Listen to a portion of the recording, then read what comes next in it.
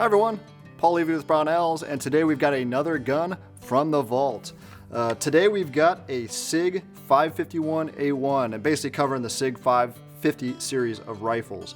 This particular rifle is neat to me anyways, in that it's essentially a very nice AK, and it has some really unique features you don't see on current production semi-autos or previous production guns for that matter. So I'll run through a few features on it. We'll go ahead and disassemble it and see how it works, and we'll go from there. A few features you'll see right up front. You got your charging handle right here. It operates just like an AK, and you'll notice right off the bat it's got a few different things going on. One, it's got this little gasket here, so it's totally sealed up from the elements. No big gaps like an AK, say when it's off safe. You do have an ambidextrous safety selector right here, accessible from both sides, of course. Now this one is the reproduction that SIG did in the late 2000s, actually I think about 2015 or so. Has a diopter peep sight on it. A lot of people like these, very similar to an HK style diopter drum. Maybe they came first, I can't say for sure. And then you have your nicely covered peep up front. While we're up front, it does have an adjustable gas system on it, and we'll take that apart in a second. Of course, your standard flash hider.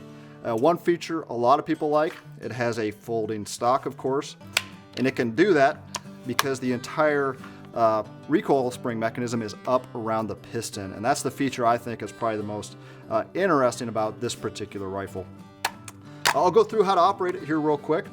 It does have some pretty neat magazines. They are translucent, and they happen to have attachments on them, so you can connect multiple magazines together like a G36. Pretty sure this came first actually. So you can hook these on with these little nubs here, and now I've got 40 rounds, and it makes for very fast reloads.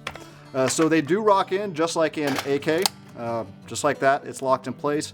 Right here you have your magazine release, and you can see pretty easy to load and unload.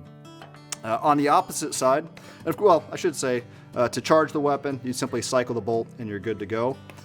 When you're out of ammunition, it does lock the bolt back, and you have your bolt hold open mechanism right there. So it's really easily accessible. You can whack that and send the bolt hold. So really friendly rifle from an operations perspective. So real quick, I'll go ahead and disassemble it. I'll take off the lower receiver first, and you'll see real quick that there's not much to the lower. I'll disconnect both of these. It'll make it better for camera. You don't have to necessarily disconnect the front here.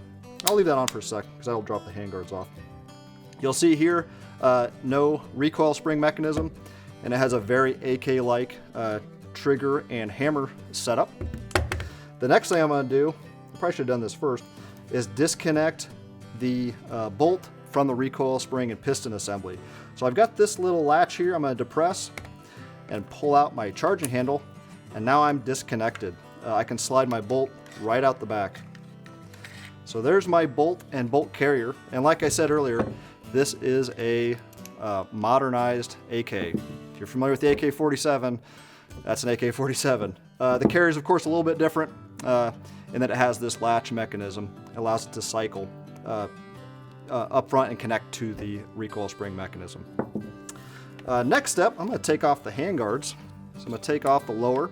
On this reproduction, this is a machined lower receiver. On the originals from SIG, they were stamped steel.